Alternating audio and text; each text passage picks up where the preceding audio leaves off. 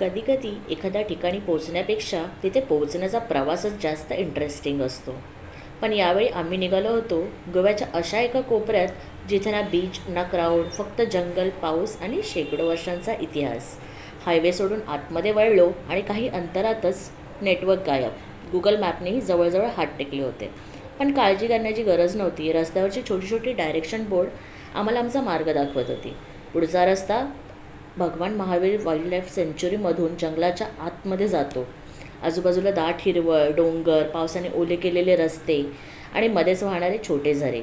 एक क्षण असा येतो की वाटतं आपण खरंच मंदिराकडे चाललो आहे की एखाद्या ॲडव्हेंचरस मूव्हीमध्ये आलो आहे. मग अचानक त्या हिरव्यागार जंगलामध्ये दिसतं तांबडीसुरला महादेव मंदिर.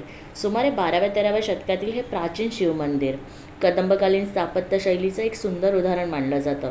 काळ्या दगडात बांधलेलं हे मंदिर आजूबाजूच्या निसर्गात इतकं मिसळून गेलं आहे की पहिल्यांदा पाहताना काही क्षण ते फक्त बघत राहावंसं वाटतं. आणि मंदिराशी जोडलेली एक खूपच इंटरेस्टिंग लोककथा आहे. असं म्हणतात की पांडवांनी त्यांच्या वनवासाच्या काळात हे मंदिर बांधलं होतं. मंदिर एका रात्रीत पूर्ण करण्याचा त्यांचा प्रयत्न होता, पण पहाट झाली आणि काम अपूर्ण राहिलं.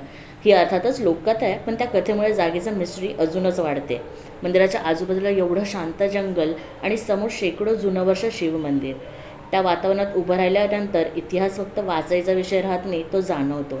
मंदिराच्या मागून सुरला नदी वाहते, पण पावसामुळे पाण्याचा प्रवाह खूप वाढला होता, त्यामुळे नदीच्या पुढे काही जाता आलं नाही. त्यामुळे आमचं एक वेताळ देवस्थानी राहून गेलं.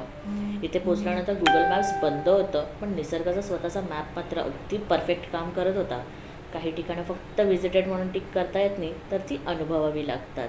आणि तांबडी सुरला हे नक्की त्यापैकी एक ठिकाण आहे. त्यामुळे तुम्ही मान्सूनमध्ये व्हिजिट करणार असाल तर नक्की या ठिकाणाला भेट द्या.